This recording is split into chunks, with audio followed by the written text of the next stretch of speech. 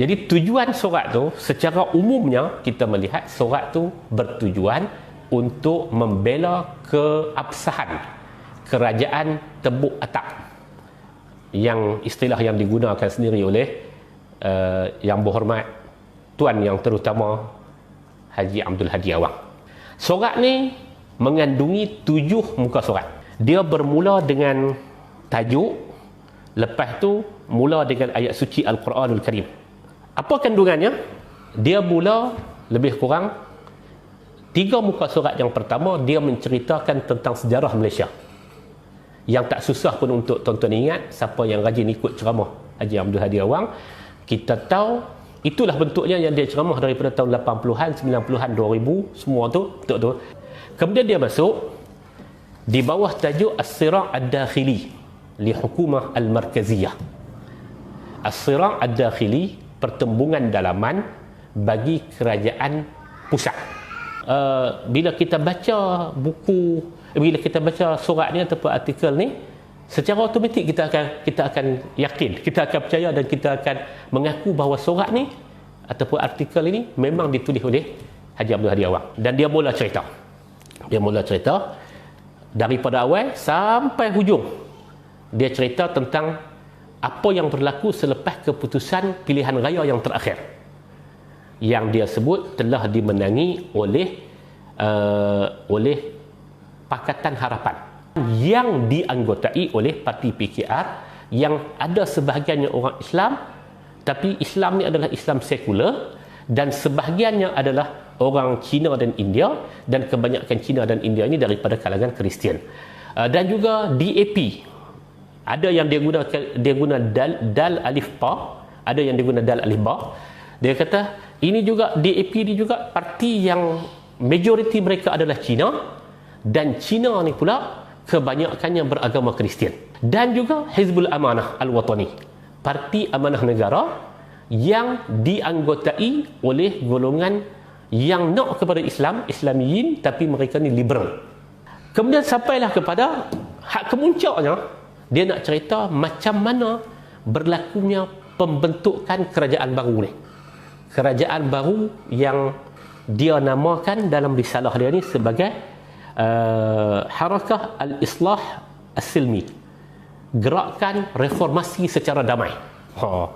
Dia kata laisa, ada dah orang tegak kata sebenarnya bukan walaisa tapi walaisati, walaisa bil inqilab was thawrah. Dia bukan rampasan kuasa, dan dia juga bukan sebagai revolusi. Tajuk dia tu.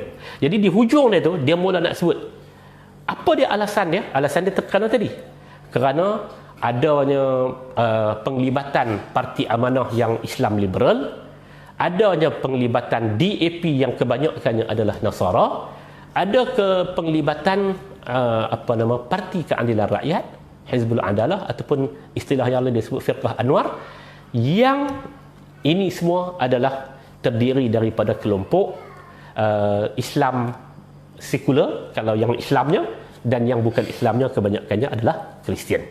Okey. Saya simpulkan macam ni. Dalam surat itu penuh dengan satu prasangka.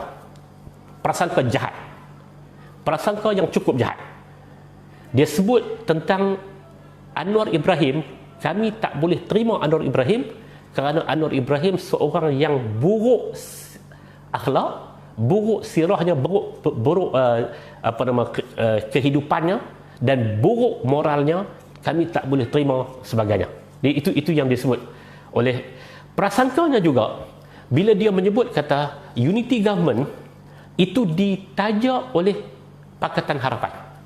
Bila Pakatan Harapan berasa dah tak boleh dapat sokongan, yang dia kata dia telah mendapat sokongan majoriti, dia kata, dan dengan kerja buat daripada parti PAH ni, PAH telah berjaya mendapat sebanyak 133 kursi. Dia kata 133 kursi. Allah alam kok benar, sebahagian daripada Barisan Nasional dan kenyataan-kenyataan yang sebelum ni pun menyebut kata sebenarnya bukan 133, hanya 114. Ada yang kata macam tu, dan ya itu kita tengok legali lah, kita tengok bila apa yang berlaku dalam sidang parlimen seterusnya. Cuma dia kata di situ, dia prasangkanya cukup tajam terhadap Anwar Ibrahim, terhadap Parti Amanah dan terhadap DAP. Jadi dia bina satu bentuk, dia nak bina persepsi seakan-akan tiga parti ini adalah parti yang nak bagi menjahanamkan Islam dan parti nak meletakkan Islam ke tepi. Dia sebut tentang perhimpunan ISID yang telah diusahakan oleh mereka, dan akhirnya dia kata apa yang nak dibawa oleh Pakatan Harapan ini adalah gagal. Okey, itu yang pertama. Penuh dengan prasangka. Prasangka terhadap peribadi Datuk Seri Anwar Ibrahim, bahkan prasangka terhadap parti-parti lain, termasuk dia sebut tentang kelemahan Parti Bersatu. Dia sebut Parti Bersatu ni pun parti yang cukup lemah, parti yang kecil, parti yang tak ada prinsip, parti yang baru sangat datang dan sebagainya. Kalau tuan-tuan tengok, sebahagian daripada perkara yang dia sebut tu adalah bohong dan fitnah. Dan yang lebih bermasalahnya, fitnah itu bukan hanya melibatkan beberapa pihak yang kecil-kecil ni. Pakatan Harapan ini dan juga Datuk Seri Anwar Ibrahim ini ditaja, disokong oleh Singapura, disokong oleh negara-negara Eropah, disokong oleh Amerika. Bahkan dalam panggilan yang lain dia menyebut kata bahawasanya kedutaan Amerika telah jumpa dengan dia secara mujamalah, jumpa secara sekadar main-main begitu, bermuka-muka, jumpa dengan dia untuk menawar kepada dia bagi menyertai kerajaan ini, bagi menyertai kerajaan yang akan dipimpin oleh Datuk Seri Anwar Ibrahim. Dan dia sebut secara strateginya diatur oleh pihak barat, pihak pelbagai kedutaan-kedutaan barat.